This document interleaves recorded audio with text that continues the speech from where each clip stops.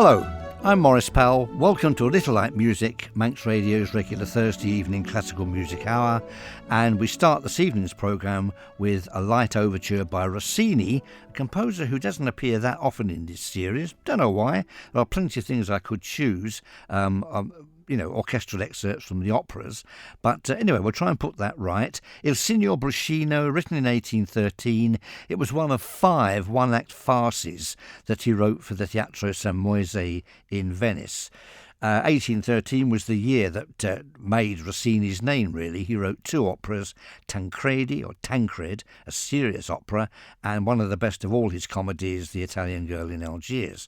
These took Europe by storm, as did The Barber of Seville, of course, 3 years later. His finest opera was written much later in 1829, William Tell, which was the first, or one of the first, of a new style of opera, a French grand opera in 5 acts, huge choral scenes, ballets, the whole lot.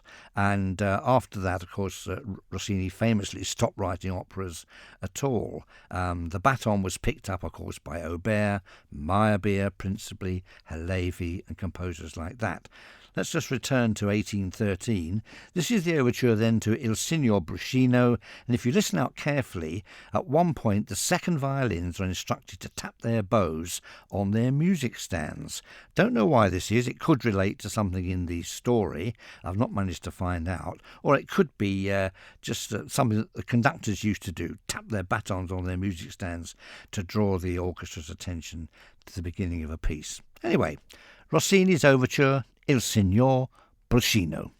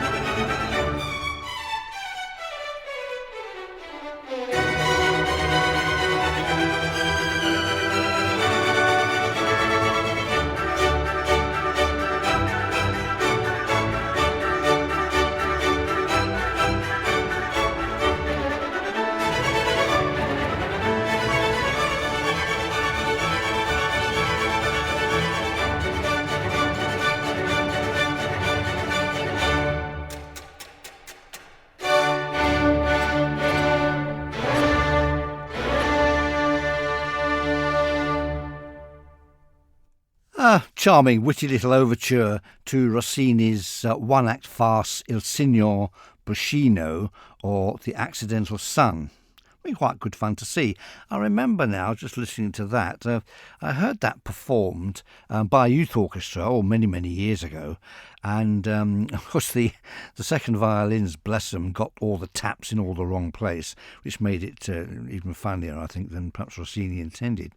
I was also talking to our violinist, many years ago again, about this overture, and he said, well, of course, there's no way that we would tap our very expensive bows on a music stand or anywhere else. Whenever we perform this overture, which is not very often, we always get the percussionist to tap out a sound more or less identical with the sound of bows on music stands.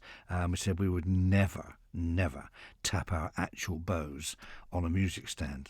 So there you are. Mozart, a composer, incidentally, whom Rossini very much revered. But this is Mozart in 1776, and I'm going to play the finale from a divertimento, a sort of a multi-movement orchestral piece, very light in nature. It's only written for 7 instruments, 1 oboe, 2 horns and strings, and it was written, it is believed, for the name day of his sister Nannerl, a charming present for her. It's typical of the pieces that Mozart wrote in the early 1770s. He'd returned fairly recently from Italy, where he was writing operas, and of course there was nothing Mozart wanted to do more than writing operas. But back in Salzburg, he had his court duties to undertake, and of course there was no opera house there, so the operatic aspirations dried up. But he contented himself by writing symphonies, occasional pieces like this divertimento, and a good deal of sacred music.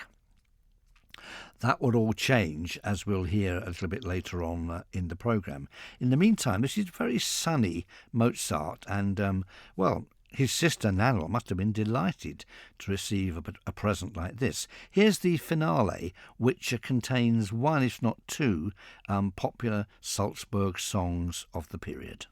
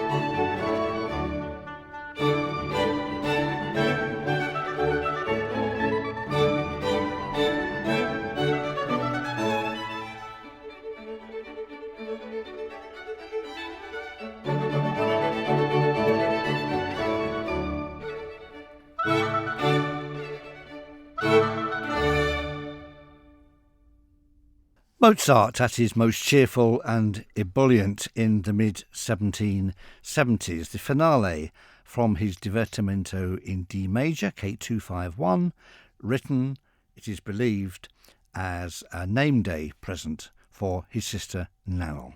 Well, I'll come on to Mozart again a little later in the programme.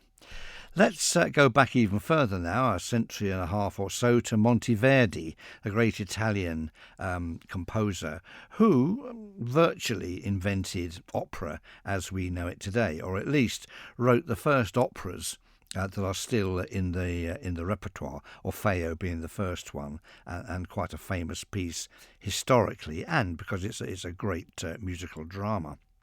His last opera was The Coronation of Poppaea, L'Incoronazione di Poppaea, written in 1643 and first performed just 6 months before his death.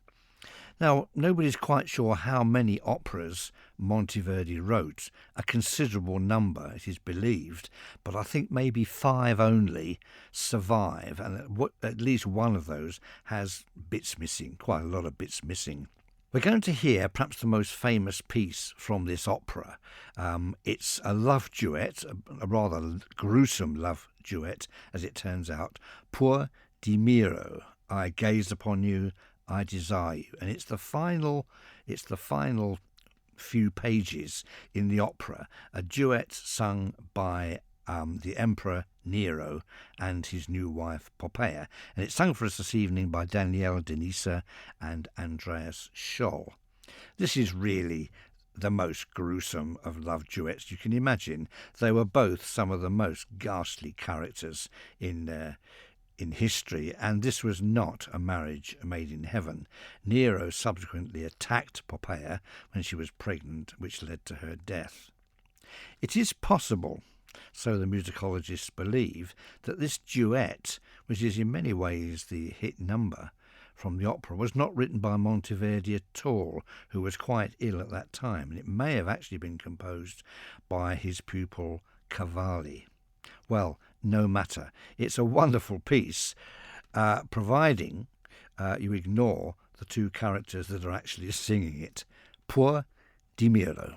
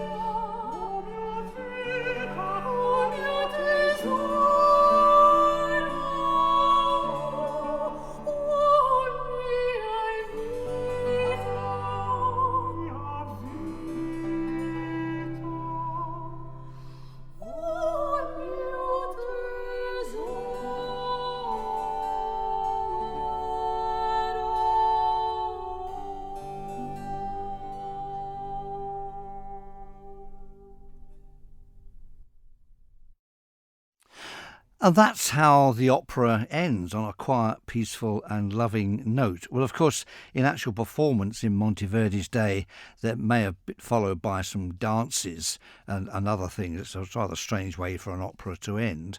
I've only ever seen it once at, I think it was at the English National Opera North many, many years ago, sometime in the early 70s, and it did end like that.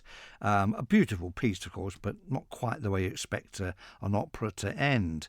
Of course, it is a delicious piece, those wonderful clashes of harmony. This is the exquisite Pain of Love, or perhaps, if Monteverdi was being really clever, these clashes were evocative of really of the real pain in their relationship that was to come. I'm slightly reminded of Dorothy Parker, who had a line in one of her books about two lovers who profess their love undying. And she said, "Be careful, because one of you is lying."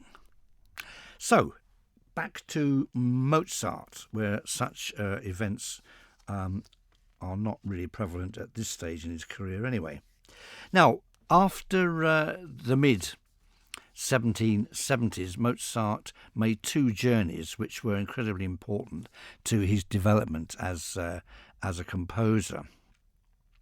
The first was to Mannheim, where he, for the first time, came across other composers of roughly his age and experience, and some older composers as well, who had worked at the court of Mannheim and the wonderful Mannheim Orchestra, which was acknowledged as one of the finest in Europe, an orchestra where every player, he said, was virtually a soloist in their own right. He learnt a good deal in Mannheim. Mozart, of course, was the ultimate musical sponge. He soaked up everything, and then it became part of his own style, which he paid back in gold coinage, of course. After Mannheim, he went on to Paris, where he'd hoped to find a position at the court. In fact, he was offered a position of organist at Versailles. Now, Mozart was actually a very good organist and always valued the organ as an instrument. He said it was always the king of instruments, but he didn't particularly want to be in Paris, and he didn't want to be tied to Versailles, even though it was a kind of a 6 months of the year job, which would have left him all the time in the world to travel or to be in Paris and write operas and symphonies and things. He didn't want it. But the other thing that happened in Paris was that his mother died in tragic circumstances. So eventually he came back to Salzburg with the prospect of a few more years of drudgery there. Again, no opera house, nowhere near the opportunities. But that was just the way things panned out. But in the meantime, his music had deepened quite considerably, and we can hear that in this next piece I'm going to play you. This is the slow movement from his Sinfonia Concertante for violin and viola, written in 1779 or 1780. It's one of Mozart's finest concertos, as good as any of the concertos that he wrote when he'd moved to Vienna, and certainly a much deeper and more profound work than he'd ever written before. Of course, the disappointments in Paris and the death of his mother had a profound effect on Mozart, and it did deepen his music in many, many ways, some of them quite surprising. I don't know about this piece. It's very dangerous to sort of go into the realms of speculation about what might or might not have been in the composer's mind. But this movement I'm going to play is of such depth and beauty that I can't help wondering if this perhaps was some sort of reflection of Mozart's on the conversations that he may have had with his mother, or the conversations perhaps that he wished he had had with his mother before her tragic death in Paris. Who knows? It's a wonderful, wonderful piece. The slow movement of Mozart's Sinfonia Concertante for violin and viola.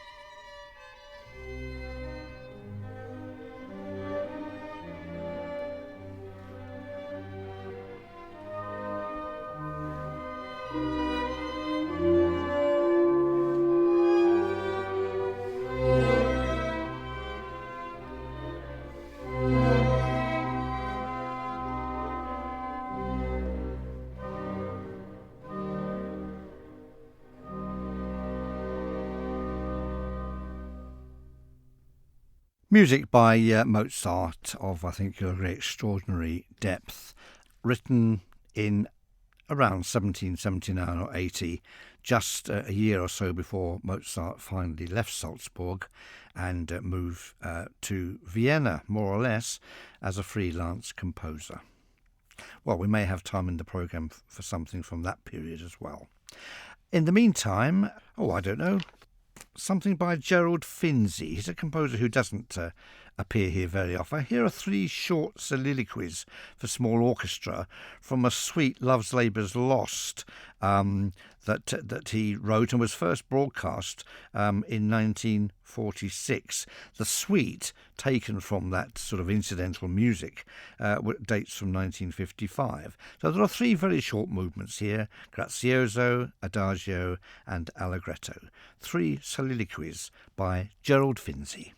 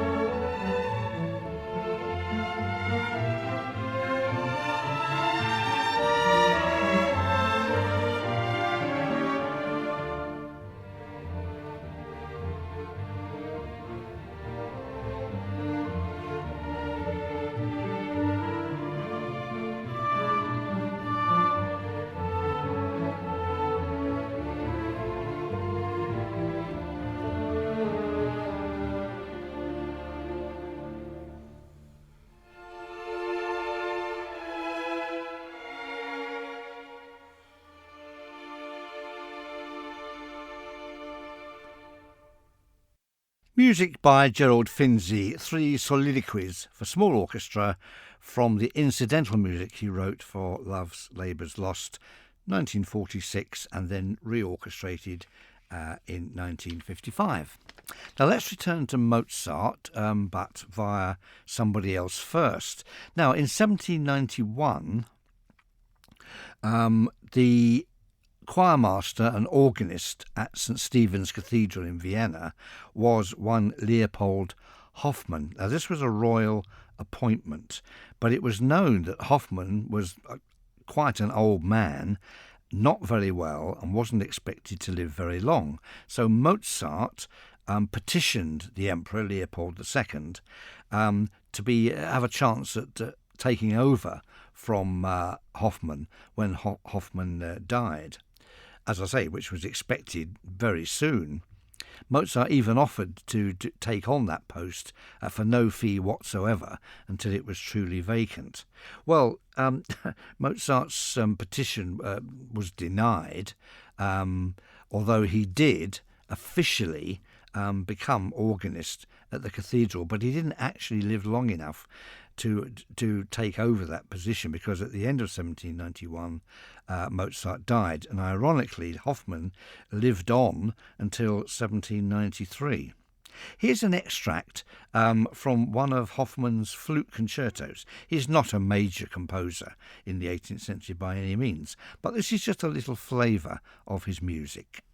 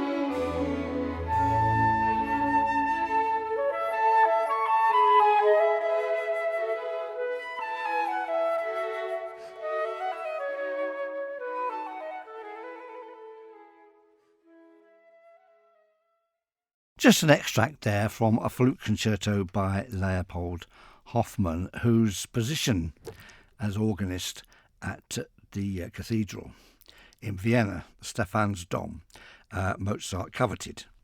Now, as part of his petition for this job, Mozart is thought to have submitted a miraculous piece of church music for the emperor to look at, just to prove that Mozart was just as skilled in sacred music as he was in concertos, symphonies and operas. This is the Kyrie in D minor. It's the only part that survives, or would have been, an absolutely amazing sacred work. Here is the opening.